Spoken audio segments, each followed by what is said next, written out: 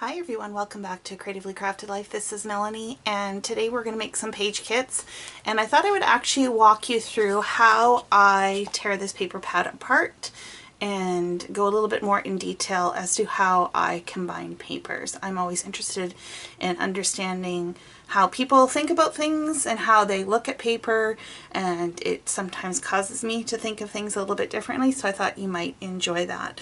Now this paper does have some gold foil on it, so sorry if the camera lighting gets to be a little bit off. This is Die Cuts with a View Simple Joy. It's a beautiful pad of paper. I've already taken it apart, meaning I've taken off the glue binding so that we're ready to go. So this particular paper pad is double-sided, and so what I like to do is flip the second page over so I can see the full complement of what I'm dealing with, and then I will go through, and if there's any patterns I don't like, or if I have one that I definitely prefer over the other side, I will make adjustments then. So let me go through and flip these all the way around so that we can see everything we're working with. Okay, so as I mentioned, once I've done that initial step, I will go through it and I will pull or look at any ones that I don't like and flip them the alternate way, if there happens to be any. And I think in this particular kit, page pad, I think I like just about everything. There's some that I prefer a little bit more than others, but there's nothing right now that screams, oh, I'm never going to use that. Actually, this one is probably the closest. This is not my favorite, so what I'm going to do is just flip that over because I prefer the pink. Yeah, everything else looks good. Okay, so then the next step is I'm going to go through and pull out obvious, I'm calling them obvious ones, so usually they're multicolored papers that I think would make great starters. Now, cut aparts will often make good starters, but I also treat these a little bit different, as often as embellishments, so I'm going to put these in its own pile. So I will put the cut apart there. This one has the cut apart on the other side, but I'm not a huge fan of using multiples of the cut aparts. It's kind of like once I've done it, so I'd rather leave this as a green. This multicolor dot is definitely something I can work off of, and in this case I do love the stripe, which is the back side, but I can make more than one kit out of this, and this automatically goes with this. So this is kind of a 2-for-1 paper, so I'm going to pull both sheets out for kit starters. The same is going to go with this floral.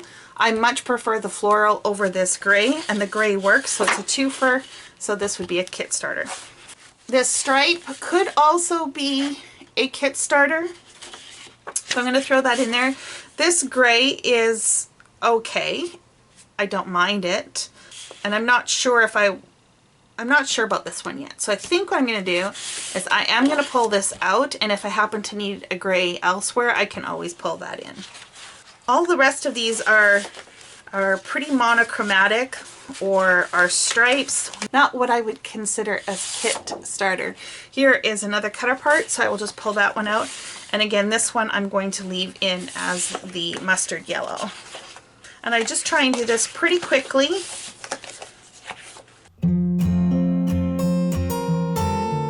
Okay, so now that I have my kit starters, I'm just going to put those to the side as well. And the remainder I am going to sort by color.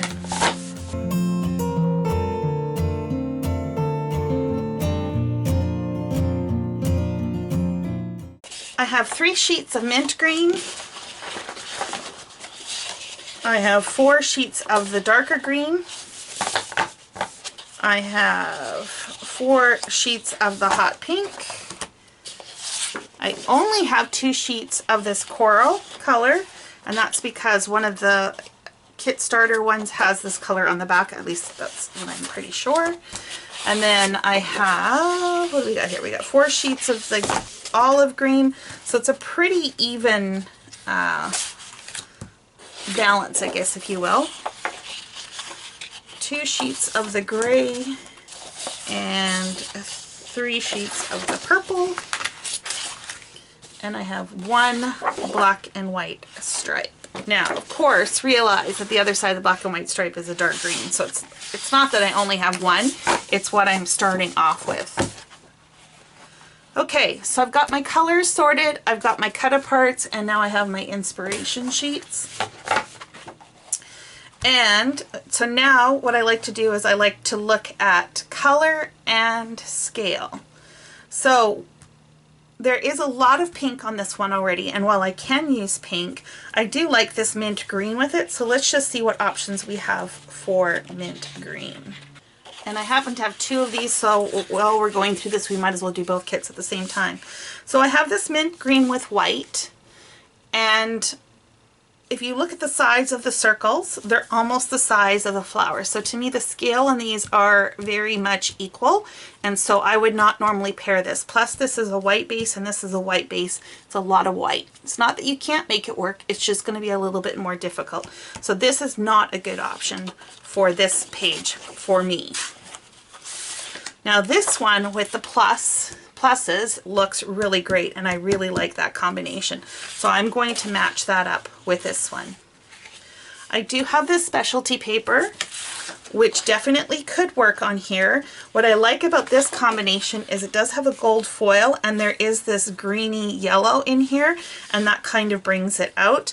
But I'm not 100% sure that this is where I want this one to go right now. So I'm just going to leave this aside, and we'll come back if I need to and add that to here. Okay, the other thing when I'm looking at this that I really like is that there is that shade of gray in here. So let's pull out the gray. So this one here is a word or a text print, which could go with this. This actually reads pretty gray even though it is on a white base. This definitely could go. I do like this one a little bit better with this, so I'm going to do this one in my second kit. Now, I did mention that in this pattern there is that greeny yellow green in there, and I don't know that I would necessarily put it with this one, but it might look cool with this one because I'm thinking the two shades of green might be a little bit much. So let's pull out that yellow, gold, green, or whatever you want to call it, and see if we like it. Okay, so this one here, again, a white base and a white base, probably not something I would immediately gravitate towards. This one, it looks pretty good, even though this scale is similar to this. Because this reads as a solid, it's easier to work than, say, that aqua polka dot. I also have this stripe, which I really like. And let's see how this works together. Do we like it with the mint? Or do we like it with the gray?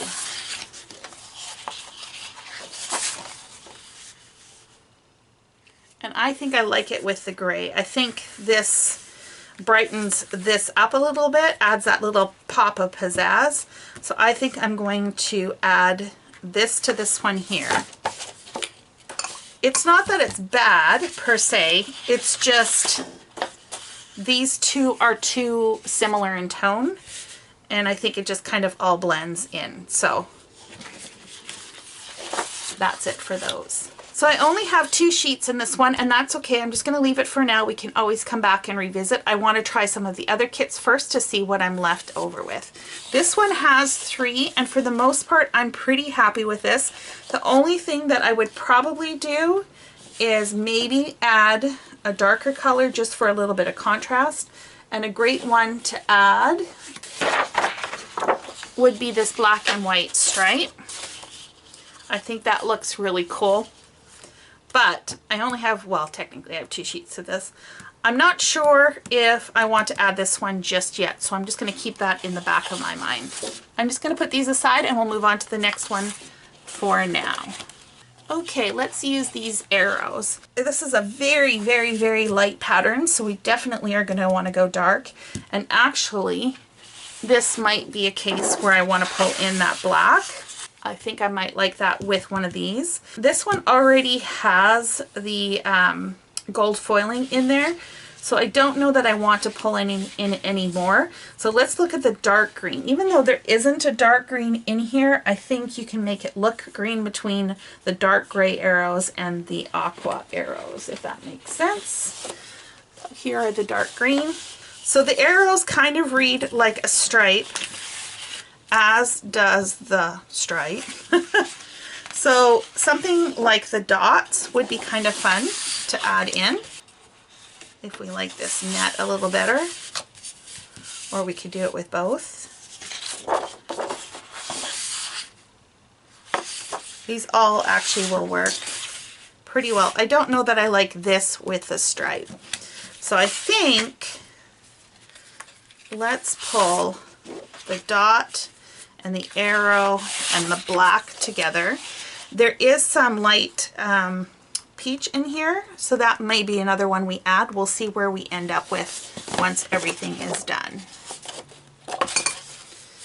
I do really like the dark green with this, and I think this one looks really good as well. So I'm quite happy with that.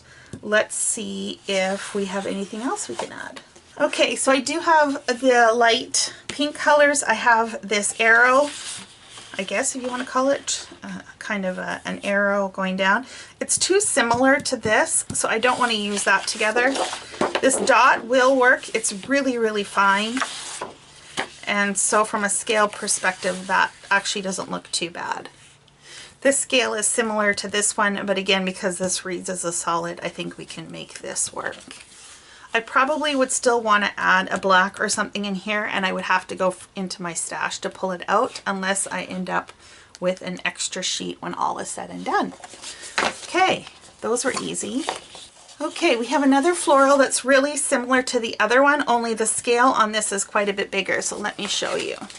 It's, I think, exactly the same pattern, but you can see this is significantly larger than this one. So let's see what we can pull that will work with these. Because the scale of this is bigger, you can see more of this dark green in here than you could in the smaller one. And so I do like this dark green with this, and I think maybe one of the pinks might be kind of fun to add in here. Okay, let's talk about this. The colors work, but I think the scales are off. So this scale here is very similar to this size. This scale is the same as this size. Again, you look at the dot and look at the flower, they're about the same size. So they all look very, very similar.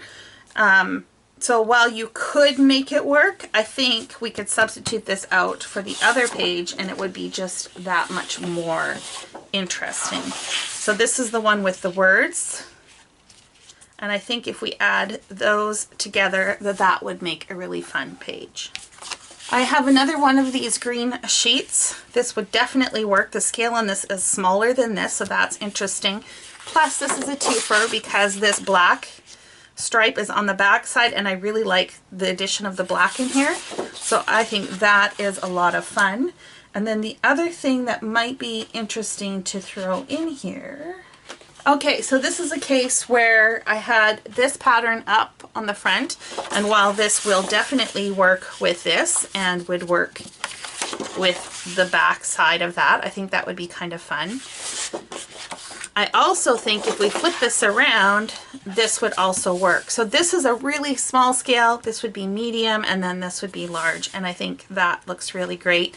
And in the combination with the back sides, this will be a really fun kit to play with. Okay, now we've got dots. So what do we have left?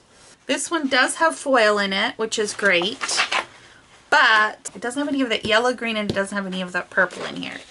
So let's look and see what we've got. The pink would definitely work. I just want to put these side by side so you can see the difference of what I'm talking about.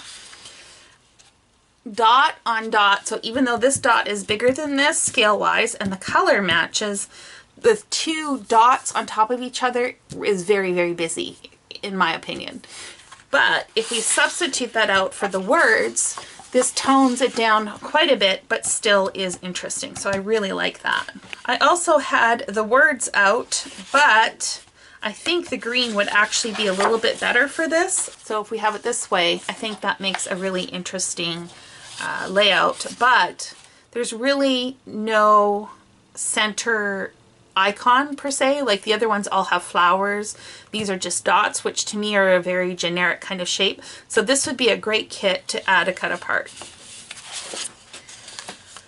So if I look at the cut aparts and what I'm dealing with, I find something that really stands out, it's this one here. A lot of these colors are in here. I think the only one that wouldn't be is this yellow. Plus this matches with this, so I think this would be a really great combination. I'm gonna leave this second dot alone for a minute and we're gonna talk about this stripe. So this one has some different colors. It's got none of the aqua in it. It does have the gray and the light pink and the dark pink and that lime green, or what kind of color is it? Chartreuse green. So right away I'm thinking of this sheet here. Again, it's a different geometric shape. It reads as a solid to go with the stripe. So I really like this combination, but I think we need to pull out some of the pink. And when I was looking through what was left, I had this dot, which I haven't been able to work with anything, but I do really like this pink with this combination. Again, this reads solid, but it's interesting. It's a different shape than both of these, and I think that will work really well. And I think for this one, we're going to add this cut apart. So we are making some good progress. I only have 2 multicolored sheets left, and I have all of these yet. So right off the bat, just looking at this, I think I can use the polka dot with this one. This looks more like a stripe and a dot. Those always go really well together. I like using stripes this way so that you see the stripe pattern going along this way versus if you go like this, you only get 1 or 2 lines. Generally my preference, same with if you were to use the multicolored like this. I prefer that look over this look, but it's not to say that you can't do that. It's just, you know, my own preference. So if we do these two, and what else do we got? And how about this green? I think I like those together. And then we have one last multicolored. And I think we can combine the pink with this one. We haven't used that one yet. And I think we'll throw the cut apart in with this one. Yeah. This is what happens when you get towards the end of a paper pad. There's not a lot left to work with. So I could throw this one in. It would work per se. I don't necessarily like it so much with a stripe because this is a stripe and a stripe, right? So if you were to look at it, it looks like that way.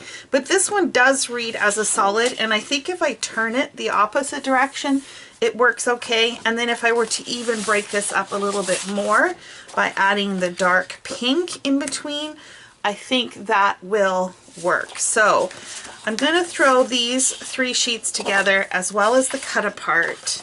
Yeah, I think that's going to be it. I think that's good enough for a kit. So what I'm left with, I have one of these pink with the ampersand and the dot. I have this foiled aqua and then the pink dot. I have this purpley color with the words, and on this side is the chartreuse green. I've got 2 sheets of that, and these are just going to go in my stash. I think we're just going to call that what it is and move them on. So, how many kits did we get? We got 1, 2, 3, 4, 5, 6, 7, 8, 9, and 10. So 10 kits, that's pretty good. I'm going to take a piece of 8.5 by 11 piece of paper, separate these all. I'm going to take the front cover. I will add a tab at the top with the name, so the manufacturer and the name, and then this will go in my storage. If you haven't seen my paper kit storage yet, I will link it above, and you can check that out if you're interested. And I think that is it. I hope you enjoyed me walking through how I put these kits together. I hope that inspires you to either pull out a paper pad or a paper collection and do something similar. I do enjoy having page kits. It makes the paper selection process that much quicker, and I can get to having fun coming up with my layout. Thanks again, everyone, and until next time, happy crafting.